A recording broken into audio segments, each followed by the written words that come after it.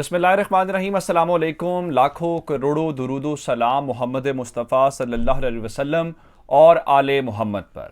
मैं हूँ उमर दराज गोंदल और आप मेरा यूट्यूब चैनल देख रहे हैं। मैं आपको इस वक्त की सबसे बड़ी ख़तरनाक जो मूव है, जो दो बड़ी ताकतों के दरमियान है, जंग तो यूक्रेन और रूस की है, लेकिन अमेरिका ने एक ऐसा स्टेप उठाया है जो मजीद मामला गड़बड़ कर सकता है। और ख़बर यह है कि इस वक्त 200 से 250 के दरमियान जो अमरीकी टैंक हैं वो फौरी तौर पे रूस की सरहद के ऊपर पहुंच रहे हैं, जिसका मतलब जाहिरी बात है रूस को ललकारना है या पुतिन को गुस्सा दिलाना है, इश्तियाल दिलाना है। ये किस मद में पहुंचाए जा रहे हैं और अब तक अमेरिका क्या कह रहा है, उनकी कांग्रेस ने क्या अप्रूवल दिया है, ये आज की टॉप स्टोरी है। और फिर दूसरे नंबर के ऊपर चल के पुतिन ने भी एक मास्टर स्ट्रोक खेला। दोनों जानिब से इसे कोशिश ये है कि कौन आगे निकलता है, कौन दूसरे को नफसियाती तौर पे हराता है और किसकी जो स्ट्रेटजी है वो दूसरे से 10 कदम आगे चलती है। तो पुतिन ने फौरी तौर पे अपनी फौज को आज जंग रोकने का हुक्म दिया है और कहा है कि अगले ऑर्डर तक जो है वो उनकी फौज फर्दर ऑपरेशंस नहीं करेगी, जहां पे हैं जैसे हैं रुक जाएं, इसके बाद आप हमला नहीं करेंगे। इसके पीछे क्या वजह है, क्या ये मखसूस इलाकों तक काम है या पूरे यूक्रेन के अंदर ऑपरेशंस रोक दिए हैं, ये हम दूसरे नंबर के ऊपर आगे चल के बात करेंगे। और फिर आज किन किन शहरों के अंदर जो है वो लड़ाई ज्यादा थी या हो रही है, या इस वक्त रूसी उनके ऊपर कब्जा करने के जो करीब पहुंच गए हैं, वो अपडेट्स देंगे। और एक और आखिरी खबर जो आपको दूंगा वो अक़वाम मुत्तहिदा में जो इनकी सफ़ीर हैं अमेरिका की, उन्होंने एक जो उनकी परमानेंट मिशन की सरबराह हैं, उन्होंने ये बताया है कि जो यूक्रेन की फौज है उसके हाथ से एक और एटमी प्लांट जो है वो निकल गया है। ये एटमी प्लांट्स वाला मामला इतना गड़बड़ क्यों है और इतना हाईलाइट क्यों किया जा रहा है, इस हवाले से बताएंगे। अब कितने एटमी प्लांट्स इस वक्त जो है वो रूस के कब्जे में आ गए हैं, ये तमाम डिटेल्स आपके सामने रखेंगे। लेकिन अगर आपने अभी तक चैनल सब्सक्राइब नहीं किया और आप चाहते हैं कि आपको मुस्तनद और बर वक्त खबरें मिलती रहें, तो हमारा चैनल सब्सक्राइब कर लीजिए, बेल आइकन के ऊपर क्लिक कर लीजिए ताकि हमारी आइंदा आने वाली वीडियोस बर वक्त आप तक पहुंचते रहे। नेटो वाले एक तरफ इजलास करते हैं और कहते हैं जी हम बराह रास्त किसी जंग का हिस्सा नहीं बनेंगे। यूक्रेनी उनसे कहते हैं कि आप नो फ्लाई जोन कायम कर दें, उसकी तरफ भी नहीं आते। वो कहते हैं अपने ट्रूप्स भेज दें, ट्रूप्स भी नहीं भेजते। वो इस लड़ाई के अंदर खुद आना भी नहीं चाहते, लेकिन वो रूस को हर सूरत हराना भी चाहते हैं, उसके ऊपर हर सूरत दबाव भी डालना चाहते हैं, यानी कोई काम वो उस हवाले से छोड़ना नहीं चाहते। और अब जो स्टेप लिया अमेरिका ने वो खासा खतरनाक है, जो दो बड़ी ताकतों के दरमियान तसादुम की तरफ जा रहा है, जिसको वो कह रहे थे ना वर्ल्ड वॉर, जिसपे अब अमेरिकन को लग रहा था नहीं जी, चूंकि हम उसका हिस्सा ही नहीं बनेंगे तो हम वर्ल्ड वॉर की तरफ नहीं जाएंगे, ना ही हम नो फ्लाई जोन के जो है इंपोज करेंगे। लेकिन अब अमेरिका ने एक ऐसा स्टेप लिया है जो मामला खराब कर सकता है। वो स्टेप क्या है? अब आपको अंदाजा होना चाहिए कि अमेरिका अगर रशियन बॉर्डर के ऊपर पहुंचना चाहता है तो वो किस किस मुल्क के जरिए पहुंच सकता है। अगर आप ये देखेंगे कि रशियंस का बॉर्डर जो है वो अमेरिका के साथ तो लगता नहीं है, तो ऐसा तो नहीं है, तो फिर उसका मतलब ये हुआ कि जो करीब तरीन ममालिक हैं, जो नेटो मेंबर्स भी होंगे, जो यूरोपीय यूनियन का मेंबर भी होंगे, उनको इस्तेमाल करके अमेरिका यहां पे अपने जो कदम जमा के कर सकता है। अब जंग बंदी की जो खबर आई है उससे चंद घंटे पहले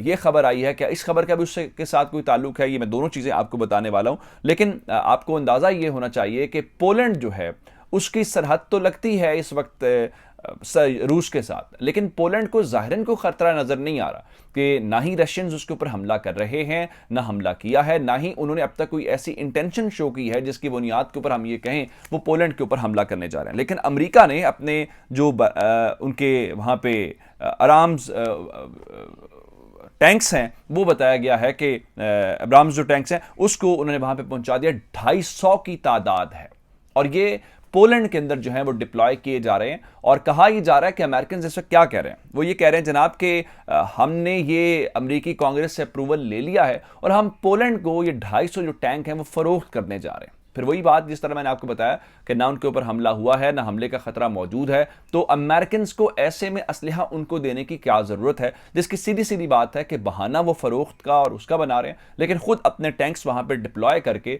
वो रशियन प्रेसिडेंट और रशियन हुकूमत के ऊपर जो दबाव है वो बढ़ाना चाहते हैं ताकि मामला जो है वो अगर हाथ से निकलता भी है या उन्हें लगता है कि अब वो यूक्रेन मुकम्मल फतह हो गया है और यूक्रेन के बाद जो जिन रियासतों को खतरा है, तो कम से कम अमेरिकन जो प्रेजेंस है वो रशियन बॉर्डर के ऊपर होनी चाहिए और उनको दबाव में लाने के लिए या उनसे बातचीत करने के लिए या कोई ऐसी बार्गेनिंग पोजीशन को बेहतर करने के लिए। तो ये बेसिकली उनकी एक स्ट्रेटजी है। दूसरे नंबर के ऊपर चल के जंग का 10वां रोज है और 10वें रोज जो बड़ी खबर आई है जिसको तमाम रशियन मीडिया, तमाम इंटरनेशनल मीडिया इस वक्त रिपोर्ट कर रहा है कि जंग बंदी हो गई है जी रूस के दरमियान और यूक्रेन के दरमियान। इस वक्त मैं अगर आपको ये कहूं कि रशियन प्रेसिडेंट जो है व्लादिमीर पुतिन, उन्होंने एक मास्टर स्ट्रोक खेल दिया है, तो ये कहना हरगिज भी गलत नहीं होगा। मास्टर स्ट्रोक क्या है? रशियन प्रेसिडेंट ने बेसिकली एम उनका क्या है या ऑब्जेक्टिव अचीव क्या करना चाहते हैं। और जाहिरन जो आपको ये जो जंग बंदी की सीज फायर की खबर है कि ये पूरे यूक्रेन के लिए है, तो एक तो ये कोई ये नहीं है कि मुकम्मल तौर पे या जंग बंदी ये ऐसे है कि मुकम्मल जंग रुकी। एक तो पहली बात क्लैरिटी आपको ये होनी चाहिए कि चंद घंटों के लिए ये जंग रोकी गई है। रशियन मीडिया और इस जो बीबीसी का क्लेम है उनके मुताबिक ये 5 घंटों के लिए जंग, उन्होंने अपनी फौज को कहा है जिस भी पोजीशन के अंदर आप हैं आप वहीं पे स्टे करेंगे, आप फर्दर आगे नहीं बढ़ेंगे, आप अटैक नहीं करेंगे। और दूसरे नंबर के ऊपर चल के ये पूरे यूक्रेन के लिए नहीं है। इस वक्त जो हमारे पास इत्तलात हैं उनके मुताबिक सिर्फ और सिर्फ जो उनके 2 शहर हैं उनके हवाले से इस जंगबंदी को चंद घंटों के लिए किया गया और वहां का जो मकामी वक्त है उसके मुताबिक सुबह 10 बजे से उनकी फौज को ऑर्डर दिया गया आप हमला नहीं करेंगे। लेकिन सवाल बुनियादी ये है कि ये जो 2 शहर हैं इसमें मारियोपोल का शहर है और वोलोनवाहा शहर है। मारियोपोल के मुतालिक मैं आपको बता चुका हूं कि घेरे में है, महासरा है, वहां पर जो बंदरगाह है उसके ऊपर भी कब्जा हो चुका है। तो फिर सवाल ये पैदा होता है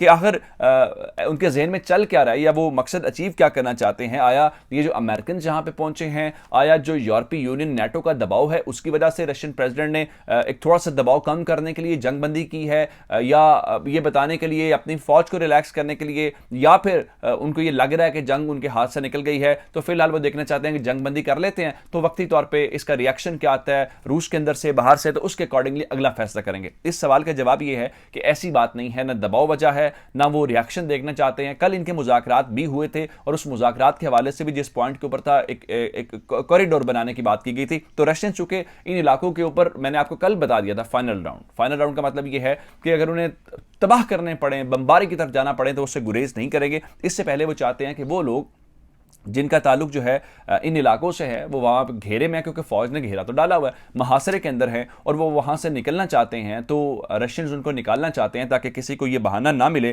कि जनाब वो अंदर सिविलियंस थे, सिविलियंस मारे गए और रशियन जो फौज है उसने उनको मौका नहीं दिया। तो बुनियादी तौर पर वो कोई बहाना नहीं उनको फराहम करना चाहते। उन तमाम चीज़ों से बचने के लिए उन्होंने एक बोल्ड स्टेप लिया है कि जंग के दौरान जब आपको 10 रोज़ जंग करते हुए हो गए हैं उसके दरमियान में आके आपने ये सारा काम किया। अब मैं आपको एक और डेवलपमेंट बताना चाहता हूं कि जहां पे बाकी शहरों के मुतालिक हुआ, इस तक सोमी शहर जो है, सोमी शहर से खबरें ये आ रही हैं कि आज सुबह 5 बजे उसके ऊपर गोलाबारी शुरू हुई है और गोलाबारी शुरू होने के बाद जो लड़ाई है वो इस तक गलियों तक पहुंच गई है।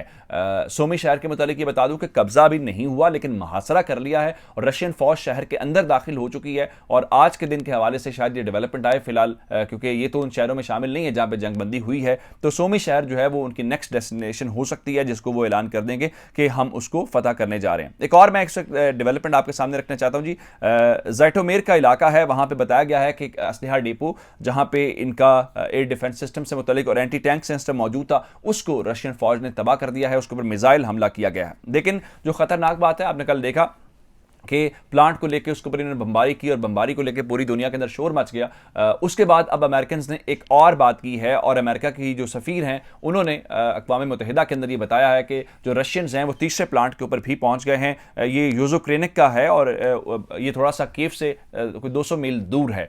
उसको लेकर उनका जी वो भी उनके कब्जे में आ गया है या फौजी उसके अंदर दाखिल हो गए हैं। मजमूई तौर पर 4 एटमी प्लांट्स हैं यूक्रेन के पास और 4 में से 2 उनके पास पहले ही हैं, जिसमें चेर्नोबिल का है और दूसरा जिसके ऊपर कल बमबारी की, और तीसरा ये यूज़ोक्रेनिक जो है ये उनके कब्जे में चला गया। उसमें 2-3 बातें हैं। एक बात ये है, खुद एक एक्स यूक्रेनियन जो ऑफिशियल है उन्होंने बताया कि उनके पास अभी भी एक्सपर्टी है न्यूक्लियर वेपन्स के, इसलिए रशियंस फौरी तौर पे उन तमाम चीज़ों को अपने काबू में कर रहे हैं जहां पे उनको खतरा हो सकता है। दूसरे नंबर के ऊपर एक वजह यह भी है, वो कह रहे हैं जी ज़ेलेंस्की या उनकी जो मैनेजमेंट है और खासकर अमेरिका भी जो है वो इन एटमी प्लांट्स वाली खबरों को जरा हाइप क्रिएट कर रहे हैं या उसको ज़्यादा से ज़्यादा पेश करने की कोशिश कर रहे हैं। उसकी वजह क्या है? जो मगरब है, जो वेस्ट है, उनमें से सबके पास तो एटमी हथियार नहीं है, और फिर वो बॉर्डर के ऊपर भी लगते हैं। वो चेरनोबिल वाली तबाही भी देख चुके हैं, उन्हें वर्ल्ड वॉर के अंदर भी सारा कुछ उनको अंदाजा है क्या होता है। तो इस चीज़ को करके यूरोपियंस को ज़्यादा एक हाइप क्रिएट करके वो डराने की कोशिश कर रहे हैं कि अगर आप हमारे ऊपर हमला करने वालों के खिलाफ हमारी मदद नहीं करेंगे तो ये तबाही आपके घर तक भी पहुंच सकती है। जैसे कल ज़ेलेंस्की ने कहा था कि ताबकारी की कोई सरहद नहीं होती, वो कोई बॉर्डर नहीं देखता। ये अब तक की अपडेट्स थी। मुझे उमर दराज गोंदल को फेसबुक, ट्विटर, इंस्टाग्राम के ऊपर फॉलो कर सकते हैं। मेरा यूट्यूब चैनल सब्सक्राइब कीजिएगा। आपकी इस बातों का बहुत शुक्रिया। खुदा हाफिज़।